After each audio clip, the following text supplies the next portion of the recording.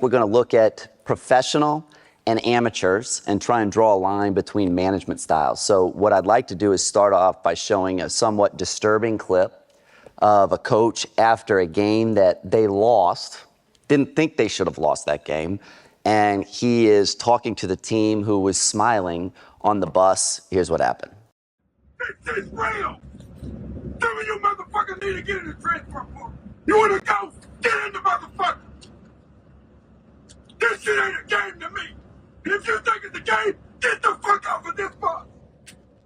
I got my ass kicked. And you motherfuckers wanna laugh? That's fucking real. You think it's a goddamn joke? And some of you motherfuckers do transfer out of this motherfucker. Cause I'm tired of this shit. This shit's goddamn real. And we wanna laugh and joke. Fuck that. What would happen at the NBA level if that happened? You get a few phone calls from some agents from that one. That's a tough one at the NBA level. You gotta pick and choose your spots. It comes down to it's a power thing. You know, the NBA level players, they got a little bit more power than at the college level. I look at this and I go, feel for those guys. I've been in situations like that, but for where perhaps many of them want to end up going to, like, that's a coach that's got to be able to kind of bless that going forward. So what are you going to do in that particular moment? Are you going to fight back, or you're going to like just dwindle? I mean, it's a tough thing and a tough line to navigate for sure. Well, you get the luxury of watching, obviously, the pro game, but then also the college game when you're out scouting. Yeah. What is the difference in sideline demeanor that you see?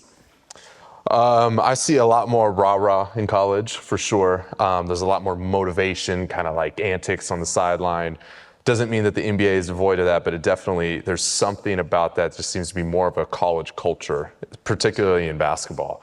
And the difference, a lot of it is like, we mentioned before, sort of a more community-driven culture in college, where there's a lot more uniformity. Whereas the NBA, you have some uniformity, but you have a lot of diversity too. And so a lot of coaches in the NBA are trying to figure out, how can we bring unity amongst that diversity? It's much more difficult in the NBA, professional sports, to say we're all going to dress alike, we're all going to do this, that, and the third. And I actually don't mind that. There's a place for that, especially when we're trying to recalibrate certain cultural expectations. But over the long haul, because guys are in that professional atmosphere, get money involved, you get fame and branding all involved. There's some sense of, you got to meet guys where they're at, but also keep them in a way that's connected to the group. I always think about, what Phil Jackson did with Dennis Rodman. It's like he let him go to, I think, Vegas in the middle of either a playoff series or something like that. I'm like, that's unity amongst diversity right there. It's mastery in coaching. As you listen, what are you thinking?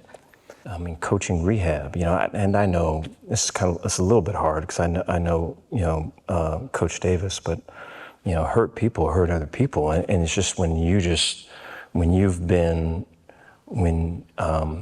have been criticized before, or you've been hurt before, parts of yourself kind of closes off, and then you want other people, your players, to make it right, and it's hard, because you can't control any of that necessarily, and it's usually not the way it works. And the more the outside heats up, the more the inside breaks down, and it's like a whole thing.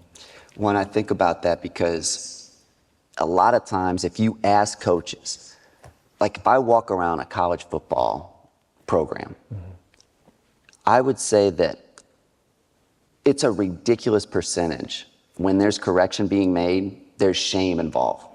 They're shaming the athletes. If you ask coaches, though, do you use shame to correct behavior? Correct.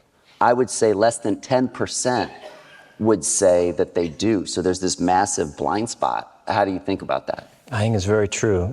I was just having a conversation with Dave Vincent earlier, and it's a little bit off subject, but I think still applies, was There's like a Will Ferrell clip, was old school, and he's in his underwear and he's got a chair and he's banging the lockers, and we got to keep it under control and stay under control. And so the whole thing, right, is that here's his words and here's his actions. And so I remember right when I got to Baylor and I showed that clip to the staff, and we talked about how we want to model all of it. And I can just remember seeing the coaches' faces, and it was like I was actually, I think I told Dave that I was scared when I saw it, because they just never had looked at it that way. I think a lot of that's all being exposed now, but I think there's hard lessons along the way for sure. And first, I love that you brought up Old School in that clip. I know exactly the one you're talking about. Great movie.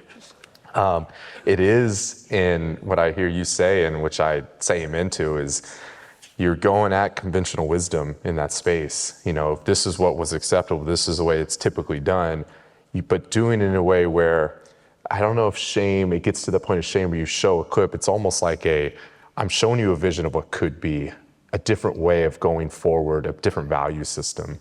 And for a lot of people, it's how you receive that is going to be probably the difference between challenge and shame. And I don't know how you can control that, but I do know that if that's what you give as the vision, then you damn sure better partner with those people to move them from this island to the next. Like, there's a lot of times where we call out and say, hey, we're going over here, come on. But very few leaders will get in a boat, go to that island, meet them where they're at, then bring them along together. And I think that that's where the difference is, where you bring change and everyone gets into self-preservation mode. But at the end of the day, if you say, I got your back, I'm for you, let's walk this line together, that for me is the difference. What's the matrix that you talk about? Yeah, so it's if you look at, just kind of using that example, it's coming to a group of coaches or players and it's saying, okay, here's the vision, a defined vision. This is where we're going and why. And then you create your guardrails. Your guardrails are your values and your expectations so that they can clearly see those. And you want to be careful with definition, because too much definition becomes rigid, but you want to give them some guiding principles along the way, enough so that they can repeat those and echo, so that we know we're all on the same page, we have chemistry, we have common language. And then the matrix comes in as leaders, where we have a support and we have challenges. And a lot of times we need to diagnose where our current culture is at or where that individual is at. And sometimes it looks like they need a ton of support right now, or they need a ton of challenge. Too much challenge, it becomes rigid and you have stress in that quadrant.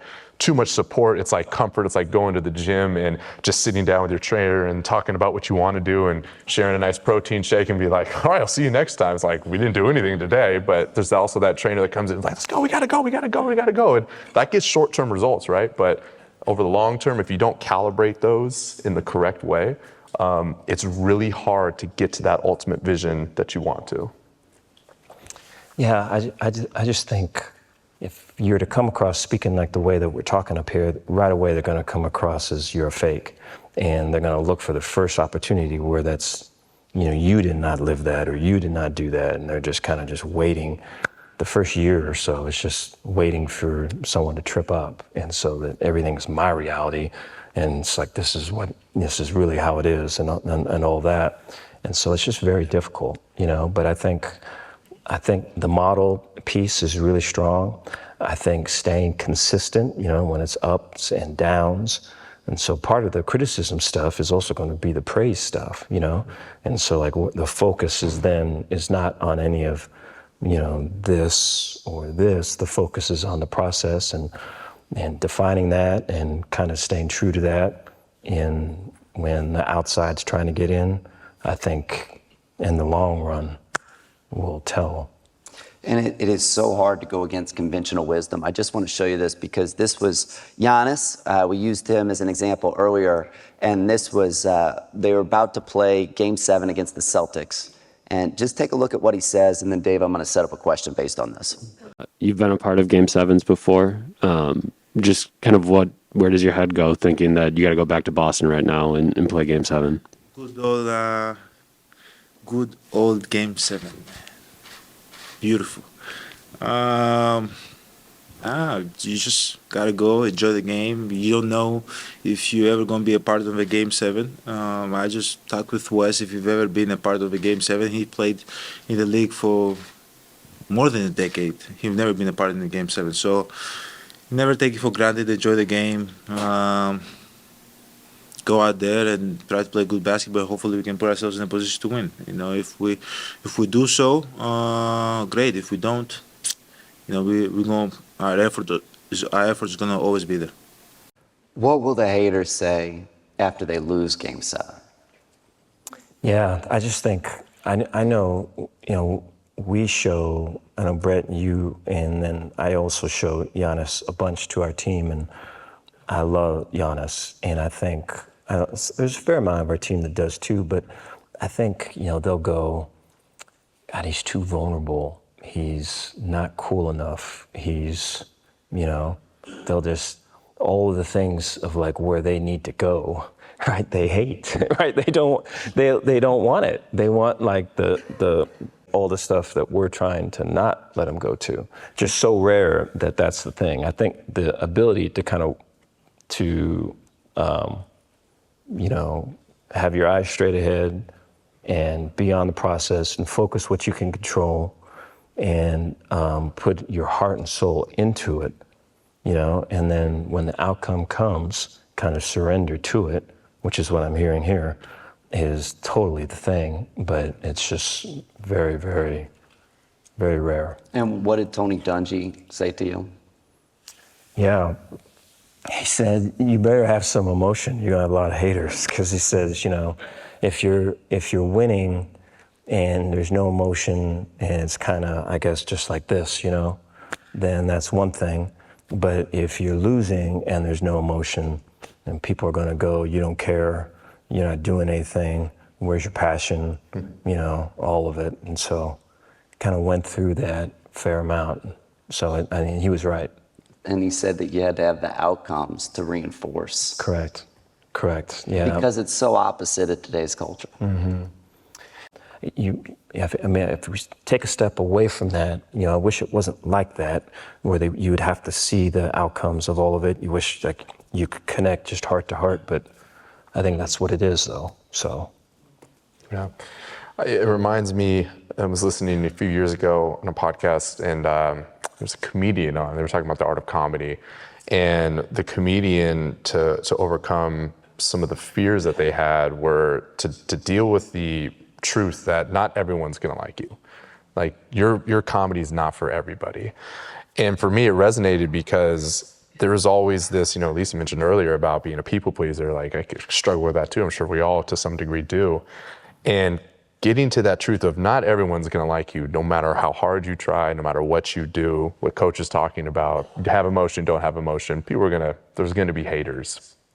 I think that's the counter way of getting to what Giannis is talking about. There seems to be a sense of security and freedom that I see in that, to where I'm going to go into Game 7 with a ton of pressure. Fans are going to say what they're going to say. Media's going to say what they're going to say, and let the chips fall where they may.